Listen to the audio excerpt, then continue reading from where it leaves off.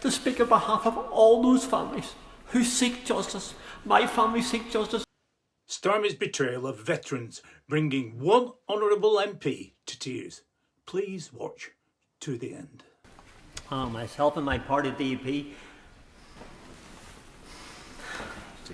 stand squarely. You take an intervention? The Honourable Gentleman take an intervention? I'm grateful to the Honourable Gentleman taking an intervention, and I'm sure that what he's about to tell us will be very important, and I wonder if he would just take a deep breath and give us his counsel. Jim Shannon. Honourable Gentleman for the intervention. The door to justice must remain open. No equivalence can or should be drawn between the innocent victim and the perpetrators. Every family deserves a full and fair investigation into the death of their loved ones.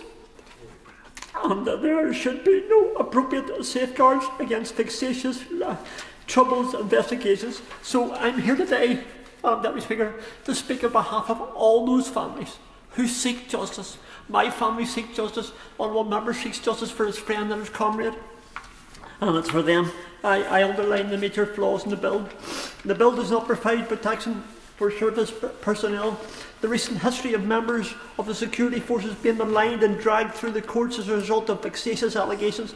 Let us never forget these stem from an attempt to whitewash the history of the Troubles, which was overwhelming paramilitaries murdering and maiming at their unjustifiable will.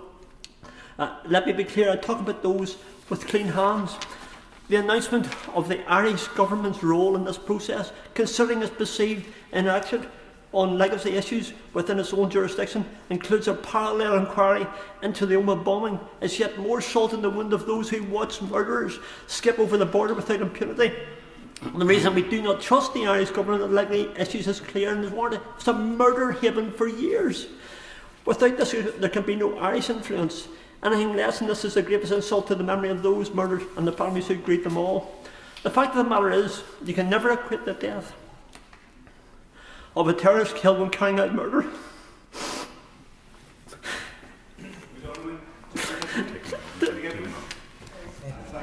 For Gawain, he'll know the respect with which he's held in this chamber for raising attention to the matters of terrorist atrocities over many years, and on both sides of the House. We're very keen to hear his story, so we just like him to take a moment and we'll look forward to hearing that. Jim Shannon. Honourable friend for that then. And the fact is, my cousin Kenneth Smith and his good friend Daniel McCormick were murdered on an ambush on their way to work on the 10th of December 71. 54 years ago, no justice for my family, no justice for young Daniel McCormick. Their only crime was to wear the uniform of this nation. And because they were in the UDR, they dared to cross the religious divide. Daniel was a Roman Catholic, my cousin Kenneth was a Protestant, and protect their communities from evil men. And on the 10th of December they were slaughtered, leaving their wives and their 3 young children behind. They escaped across the border. That haven, that murder haven in the Republic of Ireland, and they escaped across the border. Stuart Montgomery, 18-year-old, murdered by the IRA outside Pomeroy. Never any accountability for his family. Winston Donald, murdered by the IRA on the 9th of August 71, manning a checkpoint outside my Aunt Isabel's farm down at Clady. When they shot him with the Thompson submachine gun, they drove across the road to Clady, cleared the bridge, and where did they go? To the Republic of Ireland. Raymond McCord, I don't know if Raymond's watching this, I'm sure he is back home. His son was murdered by the UVF, and because he stood up to him.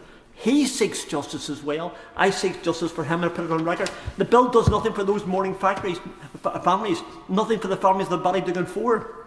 On April 9th, 1990, near Ballydugan, Downpatrick, a fatal provisional IRA blew up 4 men, 3 of whom I knew. Private Michael Adams.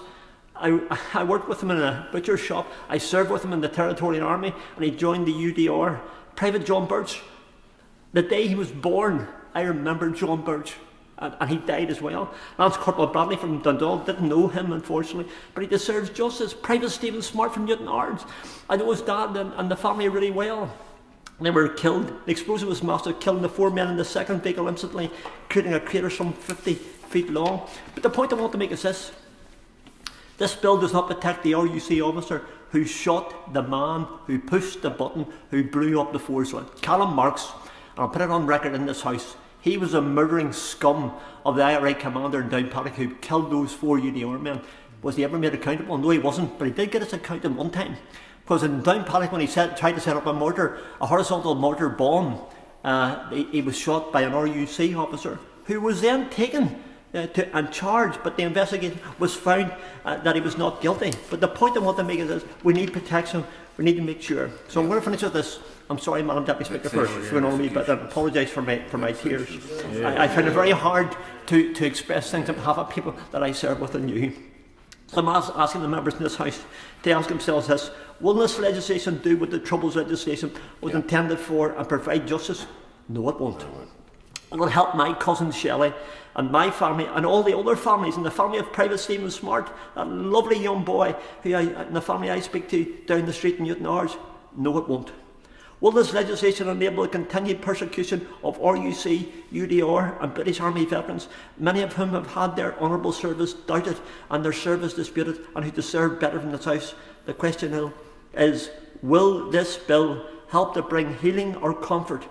I doubt that, and the answer is no, it will not, and therefore I believe tonight it must not pass. The pain, the anger, the betrayal caused by a dysfunctional government, bringing not only one MP to tears, but all the Irish and British Army veterans, UDR and RUC, brave men who crossed the danger lines, disregarded their own safety, some murdered, many survived, burdened with haunting memories. Not only them, but their families also. The Troubles Bill, passed in the House of Commons, 373 ayes to 106 noes. 171 did not vote, included Starmer. Cowards come to mind. It is not over yet. It now passes to the House of Lords. Thank God for the Lords.